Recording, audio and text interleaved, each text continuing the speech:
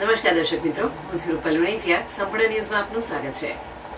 દાદા તાલુકાના જેતવાસ ગામે રહેતા 3 ભાઈઓ તેમના કાકાના દીકરાના સસરાના ગામ મીર તળાટી તાલુકો આબુ રોડ જિલ્લો શિહોરી રાજસ્થાન ખાતે જઈ રહ્યા હતા. તે સમય દરમિયાન દાંતાના કોટેશ્વર ગામથી જાંબુડી જતા રસ્તા પર 9 ઈસમોએ મોટરસાયકલને રોકાવી તેમની પાસેથી મોબાઈલ તેમજ રોકડની લૂંટ ચલાવતા તેમજ માર મારતા દાંતા પોલીસ સ્ટેશન ખાતે 9 સામે ફરિયાદ નોંધાવી છે.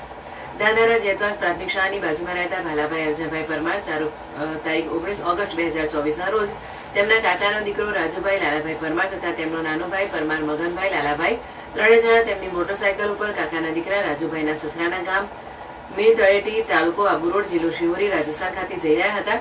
ત્યારે રાત્રિના આશરે 8:30 વાગ્યાના સમયે કોટેશ્વર રોડ પર કોટેશ્વર ગામથી જાંબુડી જતા રસ્તા ઉપર 8 થી 9 માણસો તેમના મોટરસાયકલ રોકાવી તેમને કહેલ કે તમારા ખિસ્સામાં રહેલ પૈસા અને મોબાઈલ આપી દો. જેથી આપવાની ના પડતા ત્રણેય વ્યક્તિઓને ધોકા વડે માર મારી તેમના ખિસ્સામાંથી 3 મોબાઈલ તેમજ રોકડ રકમ મળી કુલ ₹24,000ની લૂંટ ચલાવી ફરાર થઈ ગયા હતા.